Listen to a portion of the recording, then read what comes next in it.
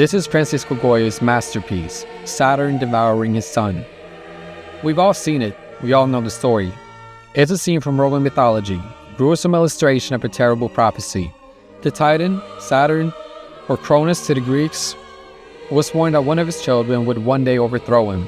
To defy fate, he committed an unspeakable act. As each of his children was born, he devoured them. It's a chilling tale of power, paranoia, and filicide. A story from a distant mythological past captured on canvas, a closed case.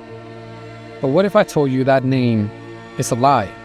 Not a malicious lie, perhaps, but a fiction, an invention, a label applied decades later to make the unspeakable understandable. What if the truth is that Goya never painted a god named Saturn? What if he simply painted this? Between 1820 and 1823, an aging, deaf, and disillusioned Francisco Goya retreated from public life. He moved into a two-story house outside Madrid known as the Quinta del Sordo, the Villa of the Deaf Man. There, in total privacy, he began to cover the plaster walls of his dining and sitting rooms with a series of 14 murals. He used dark pigments, somber themes, and a furious expressive style. These would become known as the Black Paintings. These paintings were not commissions. They were never intended for public display, never meant to leave his home. They were a private exorcism, a conversation Goya was having with himself in the silent, isolated world his deafness had created. And here is the crucial fact, the detail that changes everything. Goya left no titles for these works. No notes, no letters, no explanations. The names we use today, Witch's Sabbath, The Drowning Dog, and yes, Saturn Devouring His Son, were all assigned by art historians and critics long after Goya's death.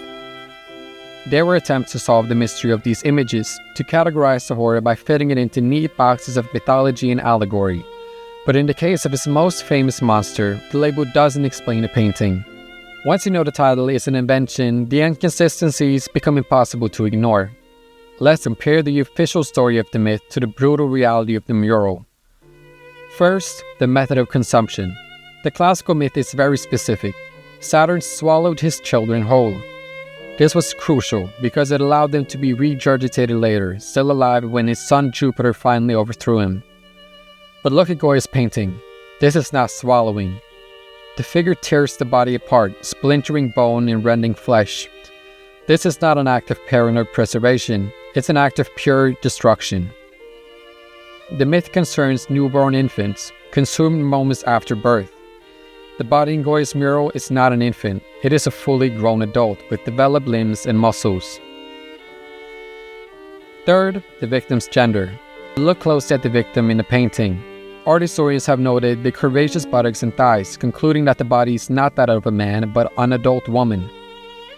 Finally, the iconography. The classical figure of Saturn, as the god of time and harvest, is traditionally depicted with a sight or an hourglass. Goya, a master painter deeply familiar with classical themes, includes none of these symbols.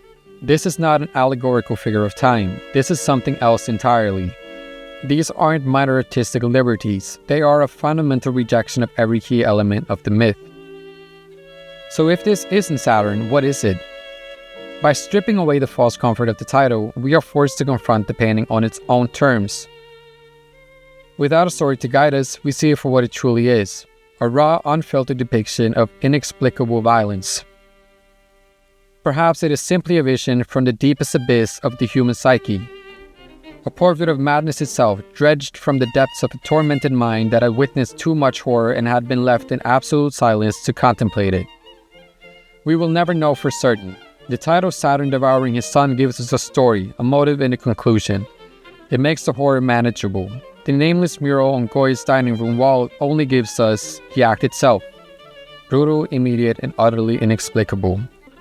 The name was a story we told ourselves to make sense of the dark. But Goya wasn't telling a story. He was showing us the dark.